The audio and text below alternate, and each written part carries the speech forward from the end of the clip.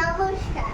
কবি সুকুমার রায়ের লেখা কবিতা ২১ শিব ঠাকুরের আপন দেশে আইন কানুন সর্বদেশে।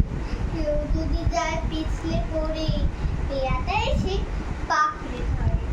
কাজের কাছে হয় বিচার, ২১ টাকা দণ্ড তার। সেথায় সন্ধ্যে ৬টার আগে হাসতে হলে টিকিট লাগে। হাসলে পরে বেন্টি কেটে দমদমাদম লাগায় পিঠে। কোটাল এসে নস্যি ধারে ২১ দফা হাঁচিয়ে মারে। কারুর যদি তাঁতি নড়ে ৪টি টাকা মাসুল ধরে। কারুর যদি বুক গজায় ১০০ আনার ট্যাক্স চাই। খুঁচিয়ে পিঠে গুজিয়ে খায়, শিলা পোকায় ২১